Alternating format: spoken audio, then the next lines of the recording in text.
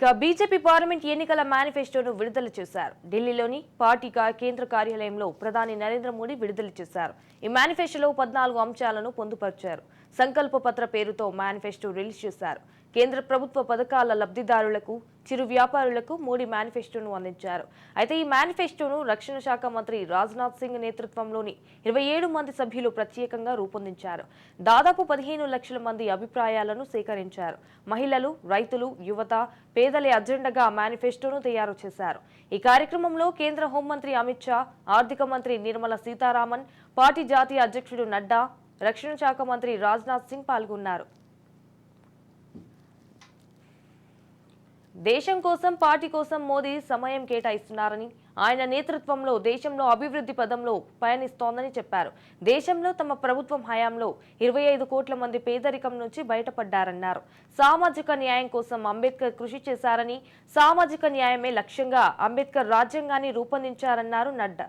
అయితే అధికారంలోకి ఉన్నా లేకున్నా సామాజిక న్యాయం కోసం బీజేపీ కృషి చేస్తోందని చెప్పారు.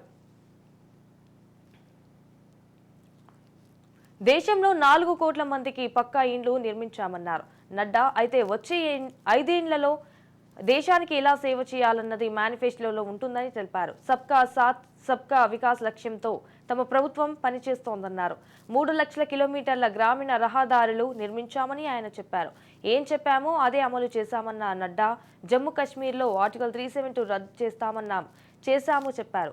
అయోధ్యలో రామ మందిరం కల సాకారం చేశామని తెలిపారు. ట్రిపుల్ తలాక్ రద్దు చేసి ముస్లిం మహిళలకు న్యాయం చేశామని నడ్డా వెల్లడించారు.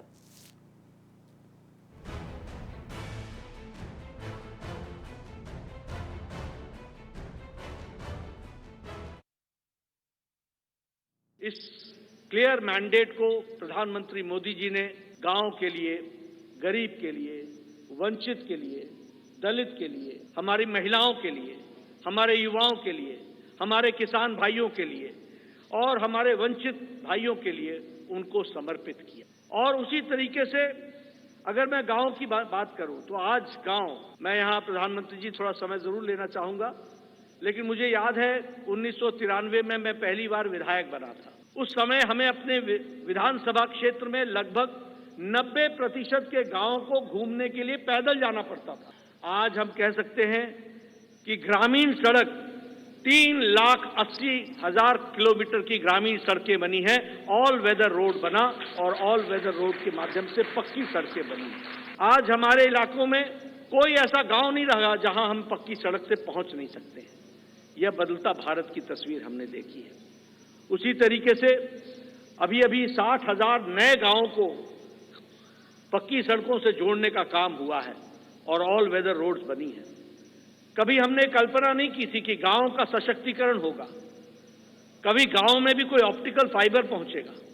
लेकिन आज मुझे खुशी है कि आपके नेतृत्व में 2 लाख पंचायतों को आपके नेतृत्व में ऑप्टिकल फाइबर से जोड़ दिया गया है और उनको भी इंटरनेट फैसिलिटीज के साथ जोड़ा गया है।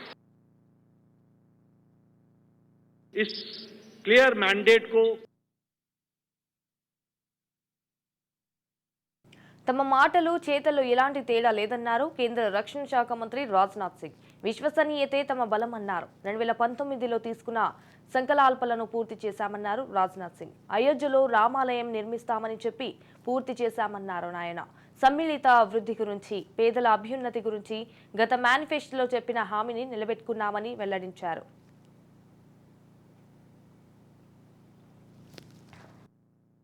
140 करोड़ नागरिकों के सामने अपना नया संकल्प पत्र प्रस्तुत करने जा रहे हैं। भारतीय जनता पार्टी के जिस संकल्प पत्र को आज हम जनता के सामने प्रस्तुत कर रहे हैं, उसे तैयार करने में बड़ी एक्सटेंसिव और कम्प्रिहेंसिव एक्सरसाइज भी की गई है। संकल्प पत्र समिति के पास 3 माध्यमों से सुझाव आए। पहला, रथ के माध्यम से सुझाव हमारे पास आए।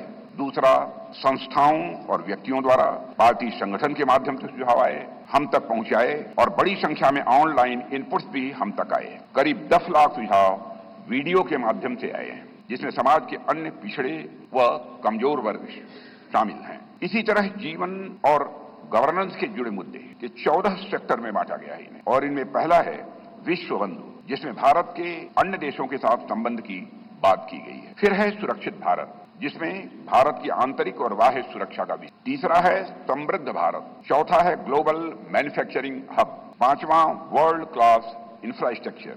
छठा ईज ऑफ लिविंग। सातवां विरासत का विकास। आठवां है गुड गवर्नेंस यानी सुशासन। नवां है स्वस्थ भारत। 10वां गुणवत्तापूर्ण शिक्षा। 11वां है खेल का विकास। 12वां है सभी क्षेत्रों का संतुलित विकास करना।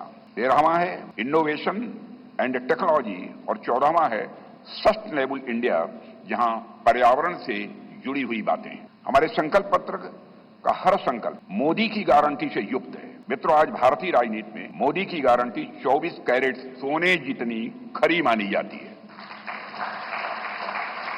इसलिए मुझे कहने में रंच मात्र भी संकोच नहीं है कि हमारा संकल्प पत्र भारत ही नहीं, दुनिया के राजनीतिक दलों के मैनिफेस्टो के लिए एक गोल्ड स्टैंडर्ड है।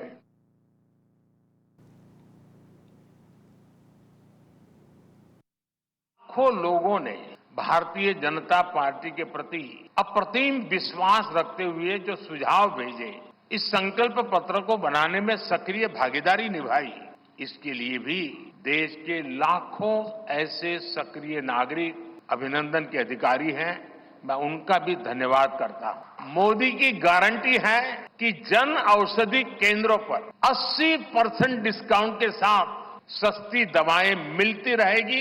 इतना ही नहीं, इन दवाइयों के जन औषधि के केंद्रों का हम विस्तार भी करेंगे। मोदी की गारंटी है कि आयुष्मान भारत के तहत 5 लाख रुपए तक का मुफ्त इलाज मिलता रहेगा।